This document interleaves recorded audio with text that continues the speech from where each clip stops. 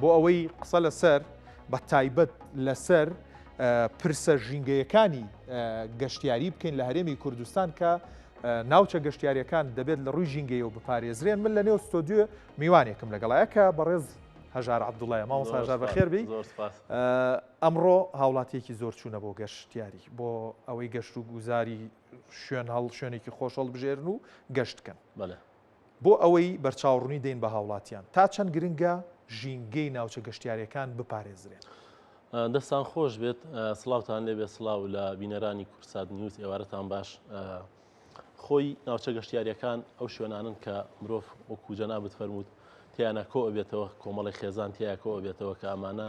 هەموو هۆکاری خۆشگوزارانی و بەسەربردنی کاتێکی خۆشە لەو ناوچانەیە. بۆی ئێمە ئەم شوێنانە وەکو خۆیان بهێڵینەوە گرنگی زیاتریان پێ بدەین، پێویستمان بەوە هەیە کە پارێزگاریان لێ بکەین. پارێزگاریکردنیش لەو شوێنانە ئەوەیە کە ئێمە ڕۆژینە هەر شوێنێکەوە هیچ نەبێت وەکو خۆی بەجێ بێڵینەوە. ئەگەر توانیمان چاکسازیەک پاکسازیەک شتێکی زیاتر بکەین باشترە، بەڵام ئەگەر نەشمان توانی وەک چۆن چوینەتە ئەو شوێنە بەو شێوەی کە هەیە بەجێ بهێڵینەوە، بۆ شێوەی کە پاک و خاوێنی خۆی پاراستوە ژینگە هەموو ساڵێک خۆی نوێ ئەکاتەوە، خۆی پاک ئەکاتەوە، سەر لە نوێزین و ئەبێتەوە، ژیانێکی تازە ئەبەخشێتەوە بە تەواوی هاونیشتیمانیان. لەبەرەوە بۆ ئێمەش زۆر زۆر گرنگە کە پارێزگاری لەم ژینگەی خۆمان بکەین کە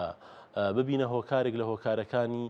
پاگراگرتنی نەک وێرانکردنی، ببینە ئەوەی کە جارێکە بتوانین سەردانی بکەینەوە. ئەمە جوانە کە دەبێت بەم جۆرە بێت، بەس دەبینین ئەمە جێبەجێ ناکرێت لە بەشێکی زۆری ناوچە گەشتیارەکان. ئەگەر من و تۆ ئێستا بڕۆین کە خەڵک گەشتی تەواو کردووە دەبینین کە چی بەسەر بەشێکی ناوچە گەشتیارەکان هاتووە. ئەم هەڵمەتە هۆشیاریە ئەبێ کێبیکە، ئەبێ چۆن دەست پێ بکرێت. مەڵێ بابەتی ژینگە بابەتێکی قوڵە. ئێمە لە کورتە هەواڵێک و لە بەرنمەیەکی کورتا ناتوانین بەڕاستی هەوڵین حەقی خۆی بین یە کاتی خۆی پێ بدەین. ئەم بابەتە پێویستی بەوە هەیە کە هۆشیارەیەکی قوڵی هاوڵاتی و هاونیشتیمانی خۆمان بکەینەوە کە ئەم بابەتە بابەتێک کە پەیوەندی بە ئینتیمای نیشتیمانی بوون، پەیوەندی بە هاوڵاتی بوونەوە هەیە لەم نیشتیمانیە، پەیوەندی بەوە هەیە کە تۆ ئەرک و مافت هەیە لەم نیشتیمانەیە.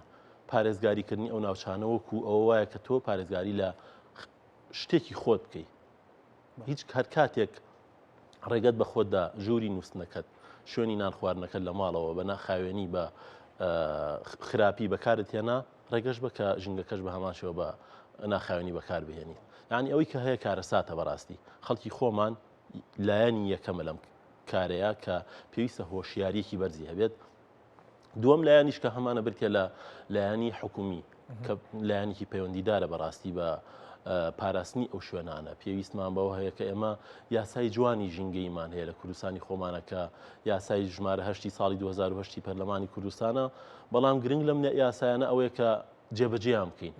تا چەندێک ئەتوانین یاساکان جێبەجێ بکەین. ئەمە زۆر زۆر گرنگە. بەڵام مامۆستا ژاریانی ئەگەر ئێمە دیوێکی تری لێک بینەوە دەبینین ناوچە گەشتیارەکانی هەرێمی کوردستان بە ڕێژەیەکی زۆر ئەو ناوچانن کە بە تایبەت لە وەرزی بەهارە زۆر بێبەرامبەرن بۆ خەڵک. بۆ نمونە ڕووەکەیتە شەمێران، ڕووەکەیتە شارباژێر، ڕووەکەیتە قەرەداغ یاخود هەر ناوچەیەکی تری بێخاڵ و شوێنەکانی تر زۆر جا بە تایبەت لە وەرزی بەهارە دەبینین شوێنێکی بێبەرامبەرە. تا گرنگ نییە هاوڵاتی پارێزگاری لەم شوێنە بکە بۆی جارێکی تر ڕۆشتەوە بۆ ئەوەی چێژ لەم شوێنە ببینێ. بەدڵنیایی خۆی ئەوە خاڵێکی زۆر گرنگە، بەڵام ئەم شوێنانە کە بێبەرامبەرن زۆر زۆر گرنگە چاودێریان تیادا بندێت، یان چاودێری ژینگەی تیادا بدێت. ڕاستە تۆ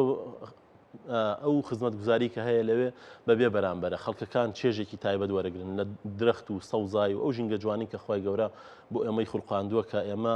ئەتوانم بڵین لە ڕیزی ئەو وڵاتانین کە وڵاتێکی گەشتیارین کوردستان بەعام. هەروەکو جەنابەت ئاماژەت پیاسی 1100 شوێنی گەشتیاری بەڕاستی ئەمە ئاماژەیەکی زۆر زۆر گرنگە کە وڵاتەکەمان بە تەواوی وڵاتێکی گەشتیاریە. ئەی چۆن وا بکەین سەرنجی خەڵکی بیانێت ڕاکێشین بەلای خۆمانە. یعنی من بەداخەوم کام قسەیەکەم، بەڵام ساڵی پار کۆمەڵێک گەشتیار لە ئوسترالیاوە هاتبوونە دوکان هاتبوون پاکیانە کردەوە. یعنی مە کارە ساتە لە کاتێکە ئەمە ئەرکی هاوڵاتی خۆمان و حکوومەتی هەرێمی خۆمانەکە ئەو هۆشیاریانە بڵاو کاتەوە ئاگاداری ئەو ناوچانە بێت کە پارێزگاری لە بکرێت. لەبەرەوەی ئێمە ژینگەیەکی زۆر زۆر جوانمان هەیە، کەش و هەوایەکی زۆر باشمان هەیە لە وڵاتی خۆمانە. ئێستا وەکو جەنابەت فەرمووت پێشتر زۆربەی خەڵکی خۆمان هاوڵاتی خۆمان لە دەرەوە بووە. یعنی تۆ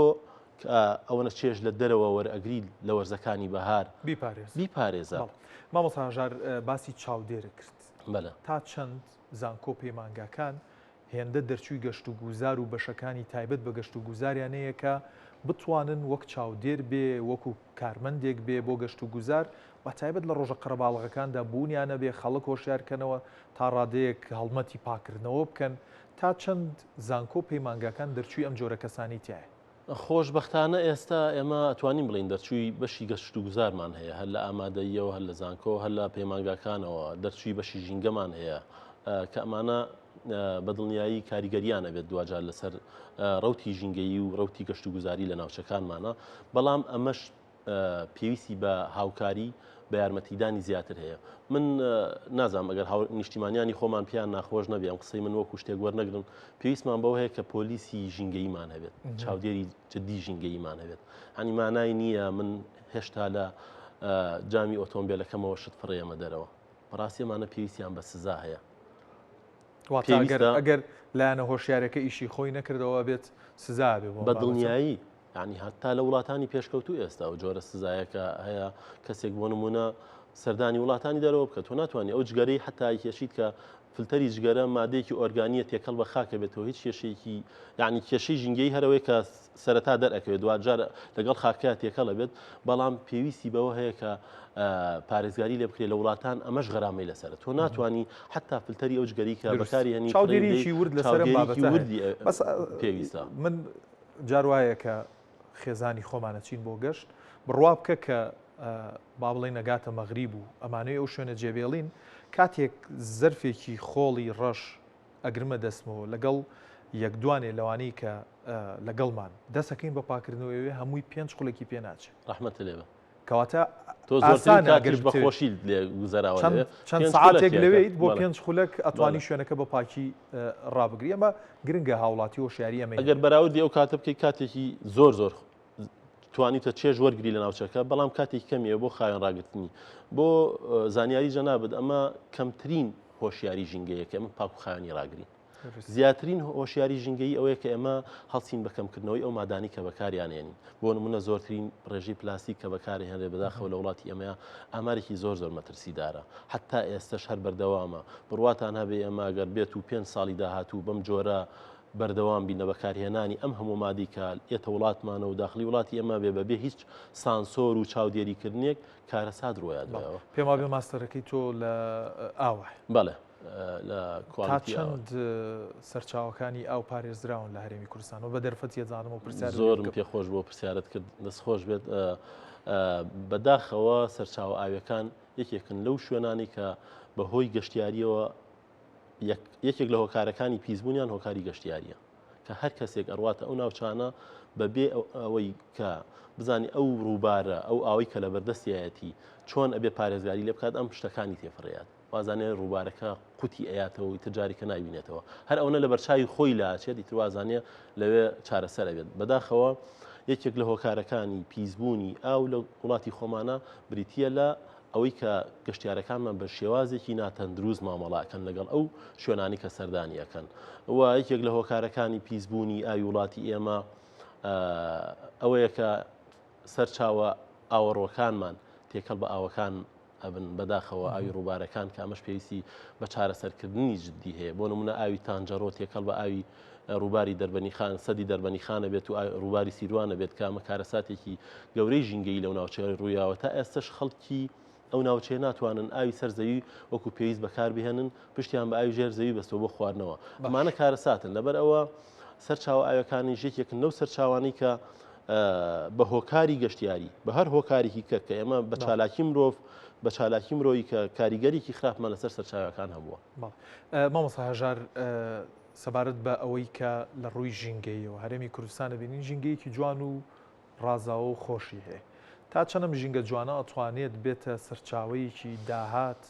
گەشتیارێکی زۆر پەلکێش بکە. پرسیارێکی زۆر جدی و جوانە بەڕاستی ئەو وڵاتانی کە ئێستا بە وڵاتی گەشتیاری بەناوبانگن ئەو شتانی کە ئێمە ئەو بنەمایانی کە هەیە هەرمانەیە کە لە کوردستانی ئێمەیە هەیە کەشوهەوایەکی گونجاوە شوێنەوارێکی جوانە یعنی ئەو هەمووە نەخش و نیگار و جوانیە کە سروشتێکی جوانە خی گەورە بە ئێمەی بەخشیوە بە تەنها ئەوەیە کە ئێمە چۆن بەڕێوەی بەرین چۆن ئیدارەی ئەم ناوچە گەشتیاریانەمان بین وای لێ بکەین بێتە جێسەرنجی گەشتیاران، بێتە جێسەرنجی ئەوەی کە خەڵک ڕووی تێ بکات، نەک خەڵکی لێ دوورخینەوە. بڕواتان هەبێ ئێستا خۆشمان وامان لاتەوە حەز ناکەین سەردانی ناوچەکانی دەرەوە بکەین. ئەن تەماشاکەی لە ڕووی ڕێگەوبانەوە، لە ڕووی خراپ بەکارهێنانی ئەوەی کە لەبەردەستمانە هەیە، هەموو سروشتەکەمان بە خراپی وەرگرتووە و تێکمان ناوە. ئەبینیت بۆ نمونە سەرچاوی زەڵم لە نزیک پارێزگای هەڵەبجە، تەماشاکەی و ئەوە جوانێتە خوارەوە پڕە لە بتڵی پلاسیک و دوو لە ڕووی جەنابتان دایبی و بتڵی شوشە و ئەم هەموو شتێک کە بە خراپی بە سفری سەفەری کە ئەمانە هەموو کارەساتن بەڕاستی خەڵکی خۆمان وەکو جەنابەت فەرموود بە ئاسانترین شێوە ئەتوانێت هیچ نەبێ پاکوخایەنی ئەو شوێنە ڕاگرێ کە ئەمە کەمترین هۆشیاری ژینگەییە بەداخەوەگەر خەڵکی خۆمان ئەم کەمترین هۆشیاری نەبێت پێویستی بە ئەوە هەیە کە نیشانێکی پرسیار لەسەر ئەم حاڵەتە دامرێت بۆی بەهۆش خۆمان بینەوە بزانین ئەبێت پێویستمان بەچی هەیە دوایەوە. ڕێکخرا و چالاکوانی بواری ژینگەمان هەن ناوێن دەبیستین لێرە و لێوێ چالاکییان هەیە تا چەند ڕۆڵیان هەڵە سنگێنی بە دیوێکی ئەرێنی کە بۆ ئەم بابەتە هەڵمەتی لانی کەم هۆشیاریان کردو. بەڵێ بەندە بە حکمی اختصاسەکەم و پسپۆریەکەم ئێمە ڕێکخراوێکیشمان هەیە بە ناوی ژینگە دۆستیەوە کە لە ساڵی 2009ەوە دامان مەزراندووەوە کارێکی زۆر جدیمان کردووە لە چەند پرۆژەی تایبەتمەند و جیاوازە کە ئێستا کاتی ئەوە نییە ئێمە ئاماژە بە تەواوی پرۆژەکانمان بین، بەڵام پرۆژەی زۆر جوانمان هەبوو کاری زۆر باشمان کردووە. ڕێکخراوە ژینگەیەکان ئەوەی لەسەریانە کە لایەنی هۆشیارکردنەوەی تاکە بەڕاستی ئاگادارکردنەوەی لایەنی پەیوەندیدارە کە ئەمە کارەساتێکە بەڕێوەیە بۆ هۆشیارکردنەوەی خەڵکی خۆمانێکە ئەم جۆرە حاڵەتی کە ئێستا هەیە حاڵەتێکی زۆر خراپە کە ئێمە پیا تێپەڕین. ئەگەر لەم ئاستەی بڕۆین بەڕاستی ئاستێکی زۆر خەتەرناکە و هەموو ئەو ڕێکخراوە ژینگەیانی کە لەم بوارەیە کارەکەن من بەڕاستی دەستخۆشییان لێ یەکەم هەر کەسێک ئێستا جەنابە من دەستخۆشیم هەیە کە میدیای کورسات بەڕاستی میدیایەکە کە زۆر گرنگی بە بابەتە ژینگەیەکانەیە جێی دەستخۆشیە حتا ئێستا جیهانیەن لە ڕووی جیهانیەوە ئێستا زۆر گرنگی بە بواری ژینگە دێت هەر دامەزراوەیەک بێوێت کوالیتی و ئاستی خۆی بەرزکاتەوە بەڕاستی گرنگی بە بواری ژینگەیە. ئەمە لە کورسات نیوزەوە بە یەکێ لە ئەخلاقیاتی کاری خۆمانیە زانین کە ئەو بوارانی کە زەرری بۆ مرۆڤایەتی هەیە و بۆ ژینگەیرمی کوردستانەیە ئێمە دەستی بۆ بین چوشکە ساڵی بێ گۆڕانی ئاوهەوا بێ ژینگە بێت. جا لێرەوە من ئەمێ پرسیاری ئەوش لێ بکەم بەس بە کورتی وەڵام بەرەوە سەبارەت بە ئەو ناوچانەی کە بە مین چێندراون ساڵانە لێرە و لەوێ هەندێک ڕووداوان لە هەرێمی کوردستان لە ناوچە گەشتیاریەکان گەشتیار مینی پیاتەقێتەوە هیچ ڕووپێویە کراوە کە ئەو ناوچانە چەندن واروەها پێویستە چی بکرێ بۆی ئەو ناوچانە لە مەترسی مین پاک بکرێنەوە بە تایبەت ناوچە سنوورەکان ڕەنگە ناوچەی دڕفێنی گەشتیاریان تیابێت بەڵام دەبینین کە هەندێک شوێن مین مەترسی دروستەکە. خۆی ئەم بابەتە دەستگای گشتی مینمانەیە ئەمە لە هەرێمی کوردستانە ئەوان زیاتر معانین و ئاگادارن بە ئەوەی کە چەندێک ڕوبەری چێنراوی مینمان هەیە بەداخەوە کە کوردستانی خۆمان زۆرێکی هەیە لەو جۆرەی کە ئێستەیە بەڵام من یەک زانیاری ئەم ئەو ناوچانەی کە مینیتیایە زیاتر پارێزراوترە ئوستاسی لەو ناوچانەی کە مینیتیانەکەی خۆشتەکەی پارێزراوە بڕاتەوە یعنی من زۆر سەرنجم ماوە ئەبینی سەربینین هەندێک ڕوودا هەن ئەو ڕووداوانە بەداخەوە ڕێژەکەیان کەمە بەڵام ڕووداوی ئەوە هەن کە گەشتیار مینی پیاتەقێت بە دڵنیایی ئەمە کارەساتە بەداخەوە کە ئەو حاڵەتانە هەیە لەبەر ئەوە پێویستە کە لایەنی حکوومەتە بەڕاستی پێویستی بەوە هەیە کە ئەو ناوچانی کە بە مین شێنراون پاکرێتەوە بۆی خەڵکی خۆمان یان گەشتیاری بیانی سەرنجیان بڕاتە سەر ئەو شوێنە جوانانی کە لە کوردستانە هەمانە کە ئەمانە ئەتوانن ژێرخانێکی ئابووری زۆر بەهێز بن بۆ کوردستانی خۆمان یەکێک بن لەو لایەنانی کە ئێمە بتوانین پشتی پێ بەسین ئەوەندە پشت بە نەود نەبەسین کە نەود سەرچاوی کە لەوانەیە ڕۆژێک نامێنێت بەڵام ئێمە گەشت و گوزار لەگەڵ کاڵ کە ئێستا پرۆژەیەکی شەیە لە ئۆفیسی جەنابی جێگری سەرۆکی حکوومەتی هەرێمی کوردستان بەڕێز کاقوبات تاڵەبانی کە گەشت و کاڵەواتە گرێدانی دوو گەشت و گوزار و گەشت و گوزارە لەگەڵ دوو سێکتەرە گشت و بەشەکە لەو پرۆژەی کە ئابووری سەرچاوەکانی ئابووری هەمە چەشن و هەمە جۆر بکەن بەتاکید کەمە زۆر گرنگە بۆ خەڵکی خۆمان گرنگی بە و بابەتانە بین وە لایەنە پەیوەندیدارەکانیش کە لایەنی حکوومەتی هەرێمی کوردستانە گرنگی بەم بابەتە بدرێت. بەڕێز مامۆستا هەژار عەبدوڵڵا شارەزایی بواری ژینگە سوپاس زۆر لە ستۆدیۆ لەگەڵمان بوویمان دوومان کردی زۆر سوپاس.